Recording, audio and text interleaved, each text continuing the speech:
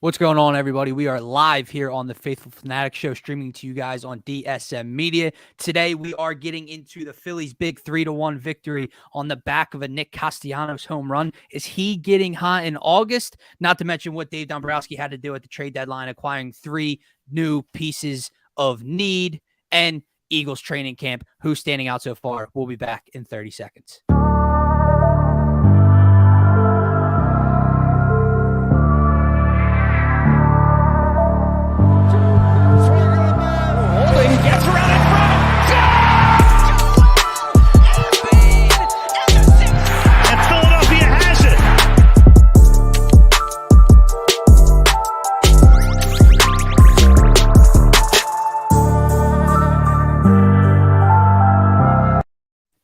What's up, everybody? I am your host, Dylan Davis. You can find me on Twitter at DylanJD98. To my right is my faithful co-host, Kata Hot. Check him out on Twitter at Kata Hot79. And joining us in hopefully just a few moments is our third of the trio, Matt McGinty. You can check him out on Twitter as well at Matt_McGinty. Guys, you know the drill. Head on over to at DSM_media on Twitter. Hit that follow button. Click the link tree in our bio to check us out on Facebook, Twitter, Facebook, YouTube, Twitch, Instagram, TikTok. We're all over the place. We're on every social media platform you can find. If you want to get interactive on today's show, if you want to comment with us, join the conversation, ask us questions, head on over to our Facebook or YouTube channel. That's where we are able to pull your comments up on the screen and hang out with you guys for tonight's show. But Kata, what's going on? And listen, I'm sure this is going to be a crazy show as always with you, because I never know your reaction in terms of the Philadelphia Phillies and Philly sports in general. So, but what's going on? Not much. At least the Phillies won today. So they did. They did. And let's start there, right? Before we get into the trade deadline, because I kind of want Gint to join in on that conversation. But they win today 3-1 in Atlanta. They split the 2-game set 1-1. They go 5-1 on that 6-game road stand, which is huge, before coming back home tomorrow to take on the Juan Soto and Josh Bell-less Nationals. So that'll be interesting. We'll get into that as well. But they win today. I don't know if did you catch the game? It was a 12-20 start. It was very odd. Yeah. So I caught the game. I was home today, and it was a boring game for 7+ innings. Very, very nice performance by our ace, Zach Wheeler, on the bump today. He makes one mistake, hangs a 1-2 curveball that gets sent out. That's what put the Phillies down 1-0 in the first place. Outside of that, he pitched 7 strong, 1 run, I believe 4 or 5 hit ball today. He was spectacular. But at the time, it felt like, wow, like this could really just be an ugly afternoon, 1-0 type of loss. You know, Charlie Morton, who the Phillies have hit well in the past this season, he only gave up 2 hits, no earned runs in 7 2/3. But what starts it off is in the 7th inning with 2 outs. I'm sorry.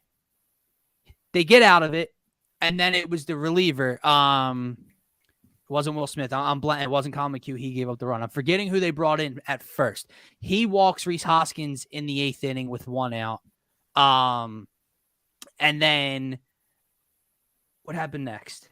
Who was after Reese? Oh, Alec Boehm singles, 1st and 3rd, 1 out. JT Realmuto almost grounds into an inning-ending double play, beats the throwout at first, 1-1 ball game. And then this is what I want to talk about.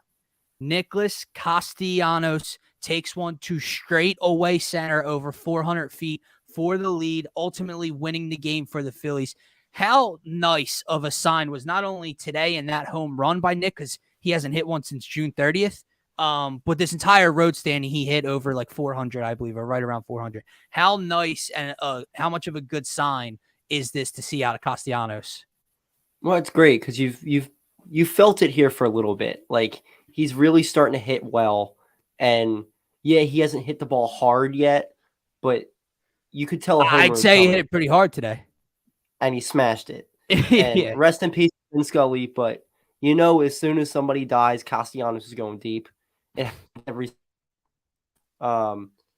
it was great to see him hit a bomb, and he looks juiced up. And hopefully the biggest acquisition they made in this trade deadline was Nick Castellanos being back to what Nick Castellanos is supposed to be. Because if that happens, the Phillies can make it the playoffs. There's a few ways you can go with that. Phil checking in. Castellanos gets hot. Watch out. Gint, nice of you to join us today. What's going on? How are you guys? Oh, How's man. work? How's your day? Dude, it's stressful, man. Stressful time of the year. Stressful. Is it really in the summer? Dude, we're going through a lot over there. I can't spoil. I signed an NDA, but it's big things in the making, man. Big things in the making. You guys look great, though. God, where are you? Thank you. I'm in my new studio. Sick. Look sick. Yeah.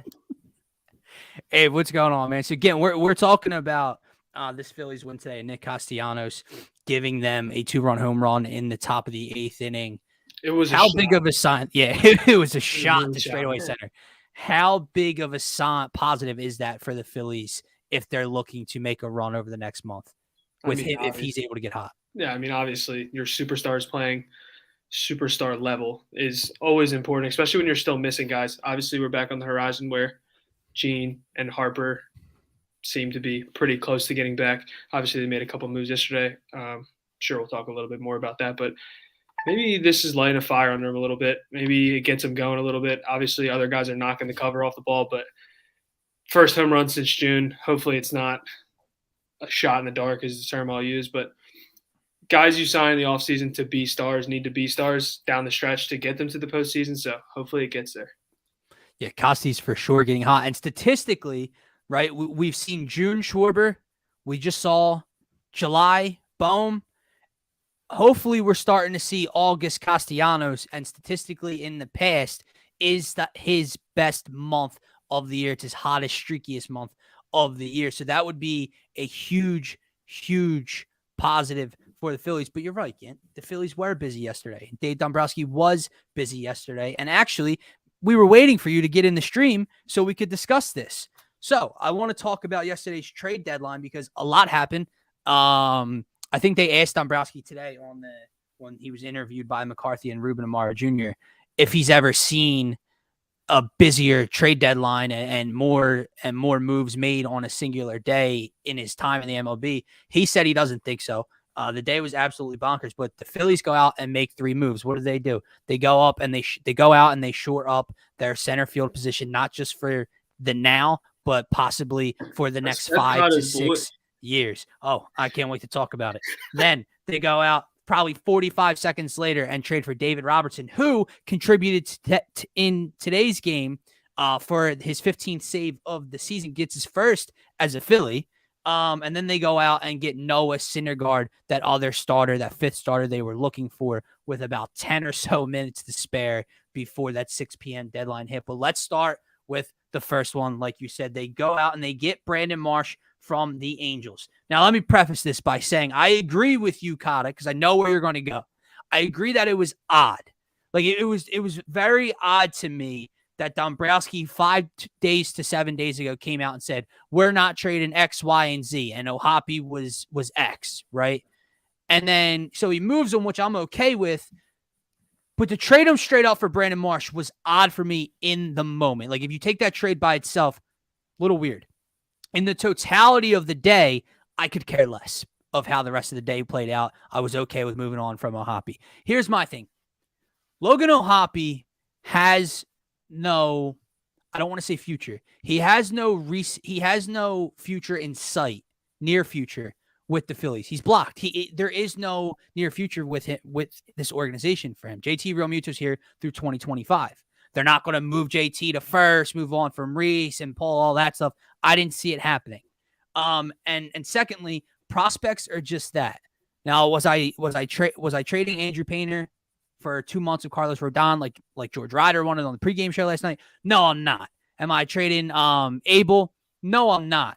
Right, for a rental. But you move on from a kid who was kind of blocked in this organization, who just got to AA, for a kid who in Brandon Marsh himself is a kid. He's only 24 years old. I know he's only hitting 226, but if they can fix him in the batter's box, which Kevin Long and them supposedly think they can, he's your center fielder through 2028. And that was one of the biggest question marks we've had for since Shane Victorino left. Okay. So go ahead. We'll hear the rant. You go first. I was going to say, let me just get my little quick snippet in. obviously if the glove's there, it's important. The bats, we believe, will be there, especially with these guys coming back. So the only thing I'll say is, and Cotto will elaborate more because he knows more about prospects in baseball than I ever will, but to give up, as he said yesterday, to give up a top 75 prospect in baseball for Mike Trout's sorry-ass backup was the words he used. Seems like a lot, but again, if it pans out for him to be someone that sticks around, in the end, it probably is worth it. But to have, again, tell me if I'm wrong, the Phillies farm system doesn't seem to be there. And to give up a prospect for a guy that might not stick around, to me, just seems a little foolish, but it might work out. Oh, he's sticking around because they're gonna make him stick around. His contract's through 2028. So unless obviously it's a complete and utter flop, which I don't think it will be. Kata, tell us your displeasure with moving on from Logan O'Hoppe. So it's not as much as moving Logan O'Hoppe. It's like who they're moving him for. They're taking a flyer on another center fielder. You could have taken a flyer on the two guys you already had in the system, and you had Adam Hazley in the offseason. Like, if you really wanted to take a flyer here, you take a flyer on one of the guys you already have in the system and let them play, and don't give up your best positional player prospect. And usually when you trade a top 5 prospect like that, it's for a legit player, not somebody you're like, oh, we think we can fix them. That just sounds stupid to me. And it just doesn't, to me, it just doesn't make sense still.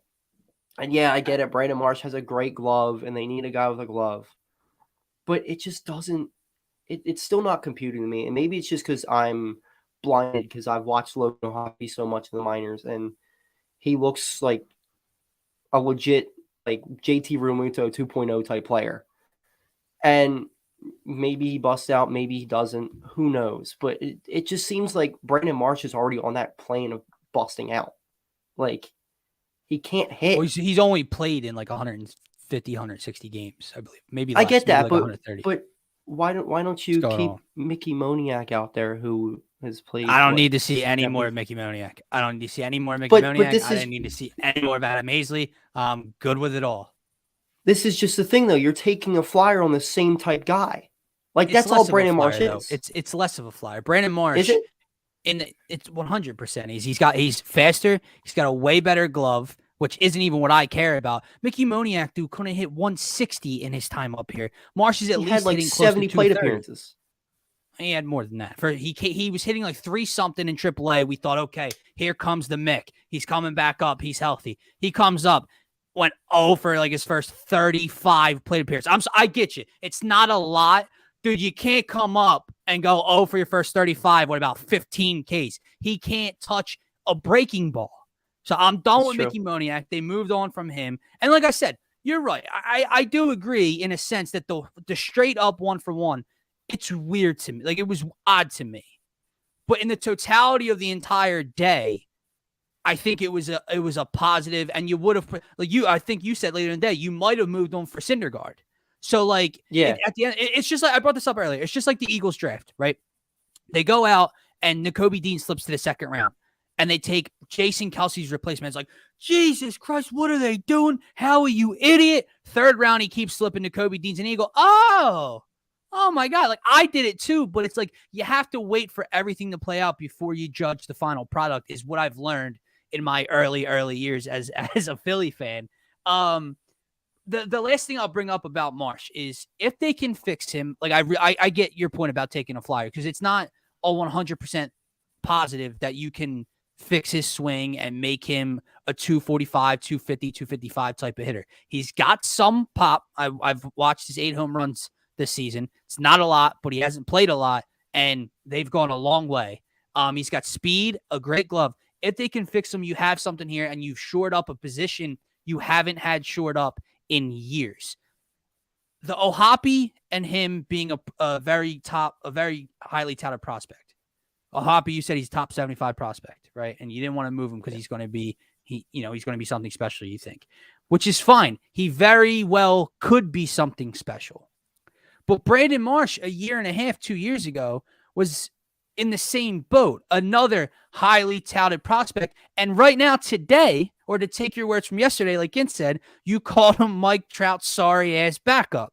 So that's my point. You don't know, but you don't know about prospects, because 2 years ago, people were talking about this dude the same way you're talking about O'Hoppe and expecting O'Hoppe to get here. Sometimes they don't.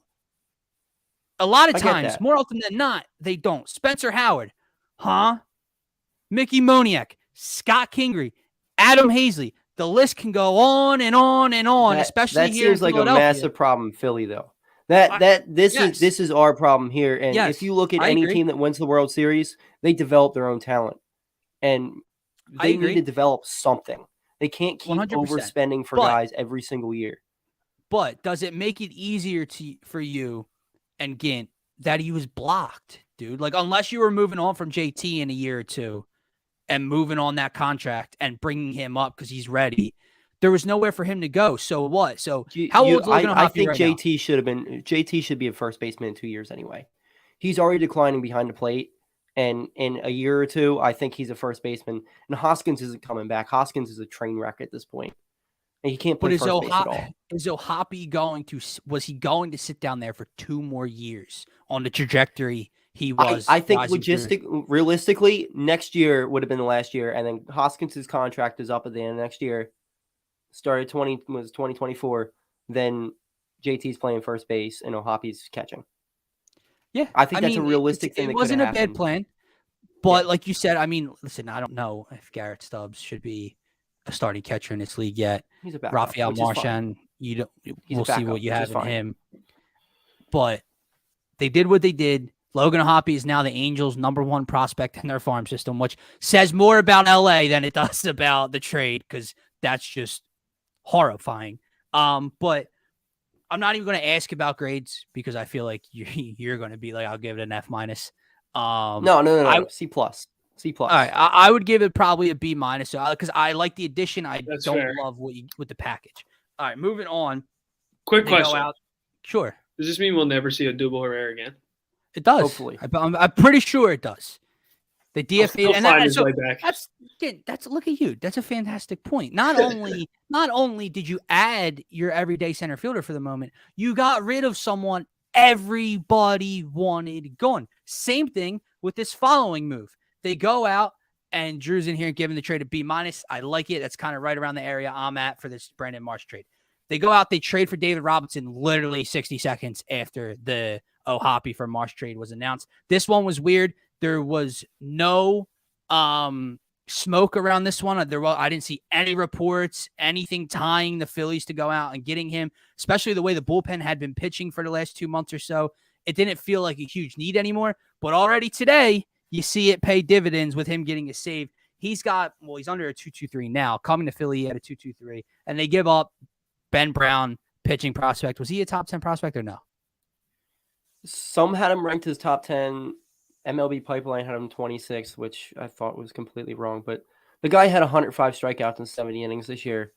But again, he's a prospect. I'd much rather trade for an established guy like Robertson than a guy like Marsh, who you have to hope he becomes something. Right. This trade I'm fine with. Gint, thoughts? Yeah, he owes us one, right? So, well, that's the big thing. I feel like the trade and David Robertson being back, everyone's views of him are so tainted because they go out, they pay him well the year we paid Bryce and brought in McCutchen, and it's the first time in years that we had any type of expectation for this team. He pitches what? A month and a half here, or less than that? 6 2/3 innings.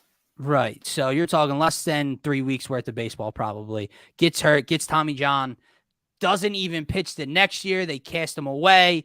Now he's back. Everyone's got this bad memory, this bad taste in their mouth of the David Robertson experience. Dude pitched his ass off this year in Chicago. And from what I saw today against the middle of the Braves lineup, 3 batters, get it, not getting ahead of myself, but he looked really good. He K'd 2, and the final out was a pop-up to Reese, I believe. The one thing I noticed with him, kind of tell me if I'm wrong, just from this start specifically, if he misses down in the zone. He misses low for a ball. He does not seem at this point right now like if he misses, like Zach Wheeler missed his location earlier, hung it for a 450-foot moonshot.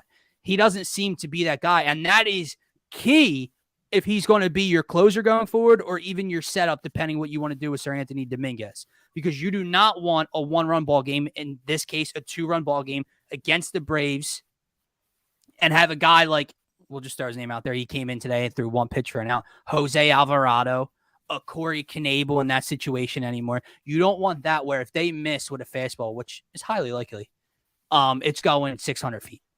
He doesn't seem to be that guy right now, and that's something you need. You need a veteran presence back there in the back end of this bullpen. And I would give this trade, I'd probably give a B+. I'm not going to say it's an A because it's not like he's a star, but you gave up outside of a top 10 prospect for a closer that can help you win this season. Honestly, if it wasn't for him being a guy that was here before and failed here before, I'd give the trade an A. But because he failed here before, I'm giving it a B+.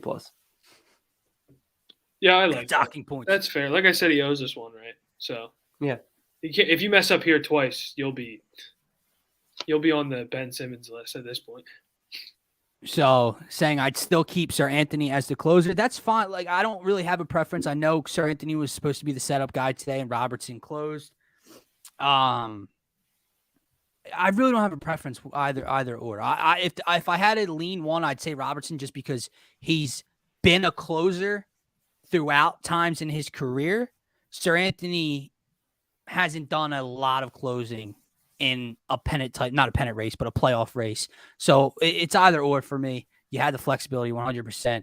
And getting to the final trade before we move on here, Noah Syndergaard is making his Phillies debut tomorrow night. I don't know if you guys followed him on Twitter yet. You need to, because he's already a Philadelphia man. But they go out, they trade Syndergaard. They trade for Syndergaard for Mickey Moniak and couldn't tell you. Sanchez. Sure. There you go. That's the prospect he is with Mickey Moniak, 100%. This trade is an absolute steal in my mind. And not because I'm super pumped for Noah Syndergaard, not because Noah Syndergaard's going to be the third starter in this rotation, right? But you got a serviceable piece you can plug in, whether it's anywhere from 3 to 5, most likely the 4th or 5th starter in this rotation. He's got an under 4 ERA right now. He's throwing a 3.83 on a bad team with the Angels. No run support, bad defense behind him. He was still able to only throw a 3.83. And you gave up. I'm sorry. This is going to sound harsh. You gave up nothing. Nada. Zilch. You gave up a prospect that Cotta doesn't even know. And I thought he knew the entire farm system.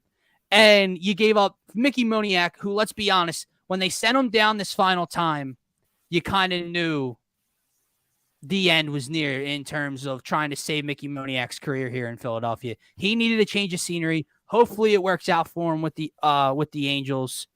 But this trade's an absolute steal. Again, do I give this an A? It's not because you brought in a star, but it's got to be an A trade for the fact that you got a piece that you desperately needed and you gave up nothing. This was probably the least you gave up in any of the 3 trades yesterday. Yeah. Do you value Ben Brown as a pitching prospect or Mickey Moniak more? I couldn't tell you at this point. Ben Brown at this point. You ready for Thor to be a Philly? Yeah, I'm totally in after the tweet today. The tweet today to the Mets fan about coming to Citi Field was an obvious W for me. And he's starting tomorrow. That's pretty lit. That's a quick turnover. I think they're all ready to go, dude. And that's another thing. Not only do you inject your own clubhouse with energy when you go out the deadline and make a move to make you better and help you win and get to the playoffs. These guys were coming from teams that weren't going to go anywhere. David Robertson, the Cubs were selling. The Angels were in full sale mode. You acquired both from there. All 3 have to be ready to help a team make a postseason run, something they weren't going to do 2 days ago. So it has to be energy for them. Like I said, you already saw David Robertson pay dividends today for the Phillies. Marsh, is he going to start tomorrow? Like, he's here. Is he starting tomorrow? I'm assuming he better play. Since they gave up Hoppy, he better play every damn day. I'm sure he will. And one more thing about that part, Kata, and you might like this because you are a Matt EV guy. When Bryce comes back, then you're going to see a bit of a struggle for Matt Vierling to get in. However, with Bryce still out, it gives you the flexibility to start Marsh in center or even left or wherever, and start Vierling as well in the opposite position, which makes you better defensively in the outfield, and you can just DH Schwarber or Castellanos, whatever one you want out that day. Right. And I think you will see a decent amount of that, especially because Derek Hall is only going against right-handed pitching. He's not in the game against lefties. So I think you are going to end up seeing a decent amount of that from Rob Thompson. So I'd give that trade an A. B. Overall, you got to give the day at least a B, B+. They're better than they were. They filled 3 positions of need with guys that can contribute today. One of them is hopefully a long-term fix. The others, who knows? Maybe Syndergaard comes here, pitches well. They make the playoffs. He loves Philly. He wants to come back. I don't know. Maybe Robertson wants to come back. You never know with these kind of things. So yeah, I would give the day a B+ probably as a whole. Kata? Yeah, in the end, they did what I wanted them to do, and that's do multiple minor moves to wind up bringing this team closer to a chase. And they did that. Now, I don't know if I would call Brandon Marsh for our top positional player a minor move. That's a pretty big haul. That's a lot to give up. But we'll see. If he's what people say he's going to be, then who cares? You got yourself a center fielder for a while, which we've had so much problems trying to find a center fielder since who? Like, who's our last good center fielder? Victorino. It has to be. Like name me one since. Like, well, I'm pretty sure Juan Pierre has come back since Shane Victorino left.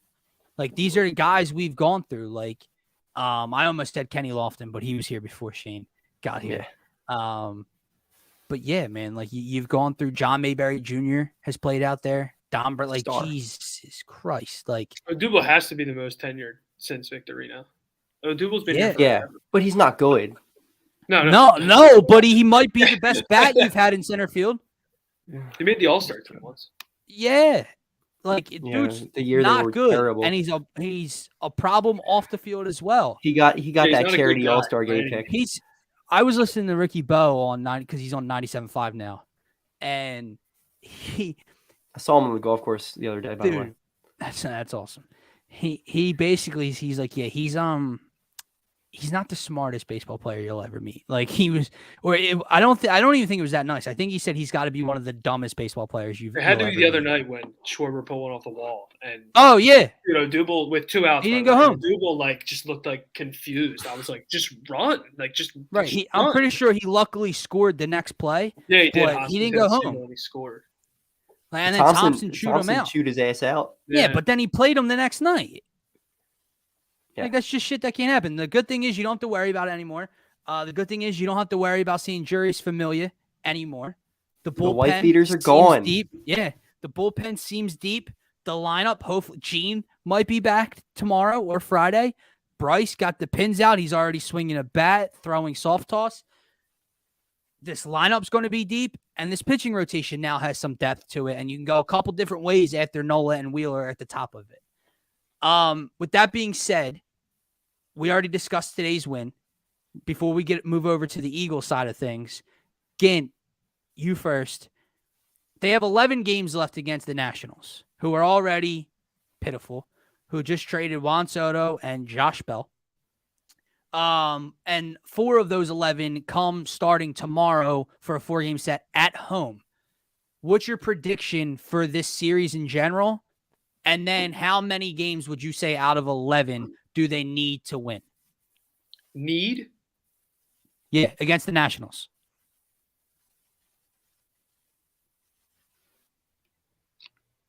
Need to win?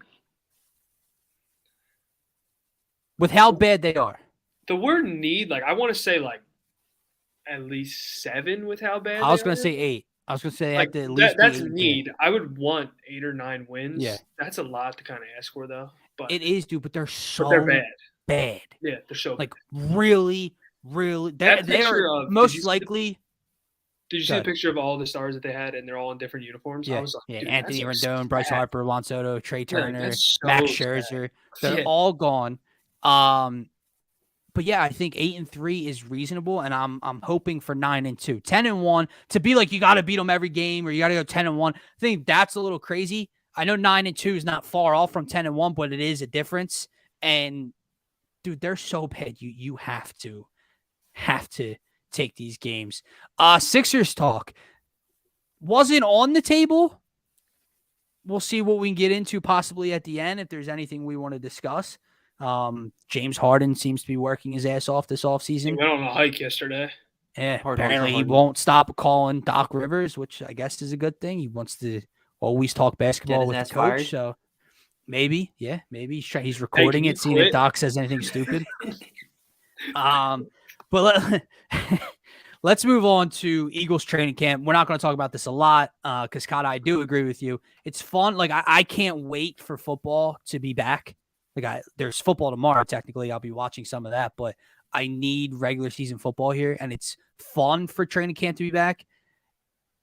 I hate talking about everyday training camp simply because what are you supposed to make of these reports? Like, I guess we can talk Jalen Reagor needing someone to take his phone and deactivating his social media account. Again, you and I discussed that a lot last season. The whole team. Just cut him. Just fucking cut him. I don't see how he makes the team this year. But like, what am I supposed like? We'll start with Jalen Hurts, right? And not what he's done in camp so far. Reportedly, he ain't drinking lemonade anymore. Reportedly, he had his best day at camp yesterday, specifically with the long ball, which is impressive. My thing is, my whole thought process heading into day one of camp was whatever reports come out, good or bad, are mush to me. His evaluation again starts week 1. However, I'm not so naive to be like, if every day is a positive, to not take that as somewhat of a positive. So now we saw this problem with him last year. Very up and down. He can't stack positive days on top of each other. He's coming off his best practice so far yesterday in full pads, 11 on 11s, a lot of it. How important to you is it that he stacks positive days in a row just to kind of build somewhat of trust for you or however you want to phrase it? Training camp just doesn't. I can't put any investment in training camp. Like none. I was listening. I mean, there's some things you can look at, but I was listening to you and Scotty talk about Turf Talk, and you were talking about Hassan Reddick. You're talking about the defense mainly, but like you're just talking about how Hassan Reddick is dropping back in coverage, like working on things. Like I feel like training camp is the time to work on things, and things might get blown out of proportion because you're trying to be uncomfortable. Like trying to do things. Yes. Yeah, you're trying to be uncomfortable. Trying to be comfortable being uncomfortable. If that's a term. I don't know the line, right. But something like that. So it's hard to really invest a lot into training camp. He could be Carson Wentz, who's apparently just throwing 6 interceptions a day. From what I was reading, it sounds pretty awful. But I don't invest a lot in a training camp. Like you said, I'll invest it in week 1, and maybe not even week 1 because he looked really good in week 1 last year. No, I'm ready to go. Like I'm so over the top excited and positive about this team this season. But I think it's the most excited I've been in it for a season. And that's like even more than 2018, I think, or 2018-19 season. I would probably agree with you, dude. Yeah, dude. You look everywhere and there's just so much fun. Remember when we talked about it before last year? They weren't fun. Yeah, I was like, I don't really. And they weren't likable. And this is the thing, right? It's weird for us to say this because you and I were in the same boat. We thought Carson Wentz was a budding superstar at the time, and no one gave him the respect, et cetera, et cetera. And at that time, even though we had the quarterback you and I wanted, we weren't as excited because of the rest of the team. Now I have questions at quarterback, but the rest of the team is so damn stacked and deep and talented. When I had Hembo on the show, listen, I did not expect him to say this. I would say the Eagles have a top 10 roster. I'd go as high as maybe 7 or 8, like all around roster. He said top 5. And he went on talking about the defensive line depth, the offensive line, the skill position players, the secondary, etc. Dude, if this kid can just improve at all, they win the division. At all. If he's a top 15 quarterback, they win the divivision. I agree. Top 16. That's not even crazy. If he's in the better half of the league. Yeah, he just has to be in the better half of the league. The only thing I hate that I've seen so far is the running back issues, obviously. Obviously you saw the reports, Kenneth Gainwell's getting first team looks, Miles Sanders getting second team looks, yada yada. Like Miles Sanders, man, like what happened with this situation? Apparently he's explosive. That's the term that's being thrown around the last couple of days at training camp. Is Miles Sanders has been explosive after, you know how he got snarky with the reporters about the second team stuff. Yeah. Since then, apparently he's bust off a couple big runs, hitting the gap. He's been explosive. So we'll see. The only other thing I can say out of training camp so far is how many people just get lost in looking at Jordan Davis. And maybe that's something we're not even being excited about. Like, I'm more so excited about Nakobe Dean, and maybe that's my fault because I have high expectations for what he can be at a position we haven't had something positive at for a long time. But if Jordan Davis got get like the draft night when Kyle Hamilton was there, they moved up. That's who I wanted. I didn't love the fact that he wasn't a 3-down play, whatever. In this rotation, dude, this kid could be a superstar. Like, in this rotation, he's not going to play all 3 downs, which is the most important thing. He doesn't need to.